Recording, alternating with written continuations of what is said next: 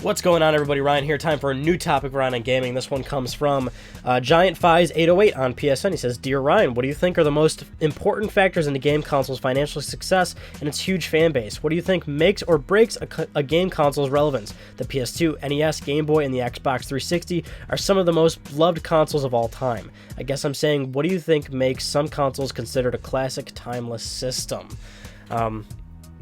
Giant Fies 808. Fantastic question. What does kind of define a console more or less? That's kind of what you're driving at, right? Right. But initially, you also say important factors in terms of financial success and huge fan bases. I mean, in terms of financial success, I think the thing's kind of obvious. These are game consoles we're talking about. You need games.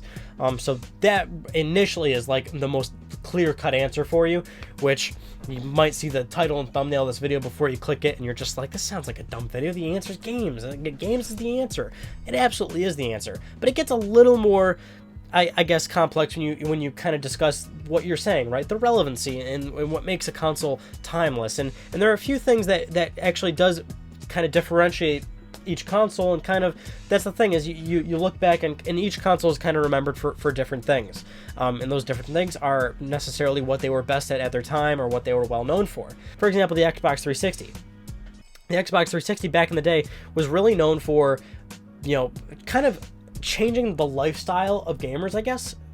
It's kind of hard to say, but basically, if you remember with the 360, I mean, that was the kind of platform where it really kind of, you had Xbox Live, you know what I'm saying? So that's online party chat, that's online gaming, that's your friends list, playing games online all the time, you know what I'm saying? The achievement system, like the Xbox 360 really kind of pioneered like the modern generation of gaming, the modern online capabilities of consoles. Of course, Xbox, the original Xbox, and even the PlayStation 2 had online capabilities that were certainly adolescent at the time. I guess the Xbox definitely jump started that for sure, but the 360 really brought in that whole sort of modern era where you had a full feature UI that could really handle a multitude of tasks, whether it was online gaming or accessing custom music or watching videos on demand. The Xbox Live Arcade, like the 360 is always going to be remembered as that timeless system that really kind of changed the whole lifestyle of how you play games, because traditionally it was you buy a game, you put it in your system, and it plays, and it was just sort of a confined sort of area where it was like you're just playing that one game, and maybe you had local co-op or something, but it was very restricted in the fact that was the only thing you could do with a game console.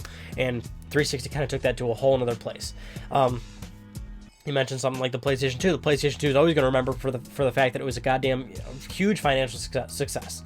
The PlayStation 2 will always be remembered for as long as it is the most successful video game console of all time. It had a huge library, like slightly under 3,000 or slightly under 4,000 games, I believe, if I'm correct. The library is just massive. There's so many things you can play on it. The NES is always going to be remembered for it's the NES. It's such a classic. You can't not love the NES. There's so many games that have just the start of so many different franchises. That system alone is vastly important for a number of different reasons, whether it was Final Fantasy or Mario. So that's always gonna have its place as well. If we're gonna talk more PlayStation 3 will always be remembered as the system that was a financial failure at first.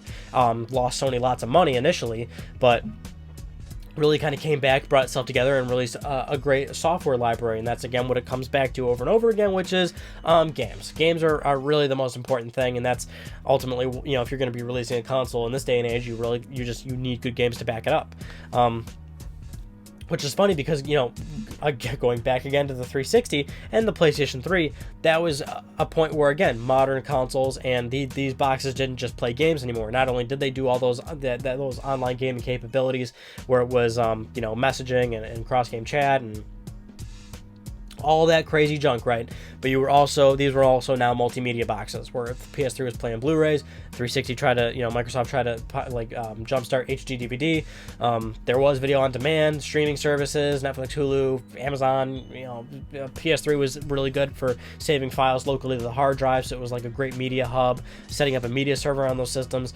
So those systems are in a very unique place, I guess, where it wasn't just software library. You also had all these other, like, a multitude of options where you could do something else with the console instead of play games. The Wii is also a huge financial success, and what really helped Nintendo out in that time was doing something different, which Nintendo loves doing. It's in their DNA. They love doing something different. They're not just about creating some regular box. They really want to do something different every single time they release a platform.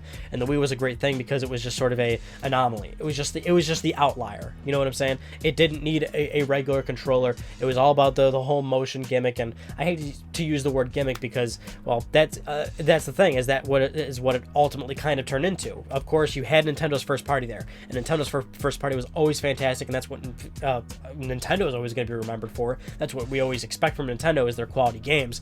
But you look at the Wii's like third party, and it just wasn't there, and that's because people didn't want to use the Wiimote. Developers, had a hard time really kind of, what are you going to do with it? It was hard to kind of make compelling experiences out of that, and for the most part, the majority of Wii sales were to like families and people that would buy just they would just play Wii Sports that was included in the system, or they'd buy the what was the other one that came with an extra Wiimote?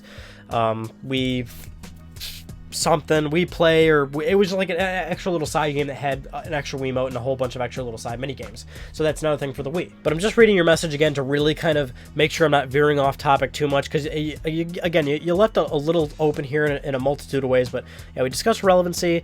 Financial success. I mean, you need games there, and also huge fan base. I mean, again, you make a great console. I think that's the best way to put it. You make a great platform, make sure it's not only great for the players, but also great for your developers as well. I mean, that's I guess one big little factor that's really behind the scenes that typically the consumer isn't going to feel or notice, but it's also make a great machine for developers that can easily use the platform. Be supportive to your developers, be supportive with publishers, make sure the development kits are properly updated all the time, always optimize the development kits, and just work directly with developers to resolve issues and get these games working properly, because inside the games industry that's the whole other separate area where people really often don't even look at, especially when you're talking about your topic of relevancy of consoles and their financial success. That really kind of comes down, that's a big factor, is to make a great console that is easy to work on. So with all those things I said in this video, it's kind of it's not like one little thing that kind of sticks out, well, aside from games, but there's a lot of things. There's a lot of things that go into it that makes a console what it is, and if you can hit all those things, if you're firing on every cylinder, you've got a hell of a machine. So thank you all for watching this video, and I'll see you all in my next one. Take it easy. Keep knocking over my Minecraft figure.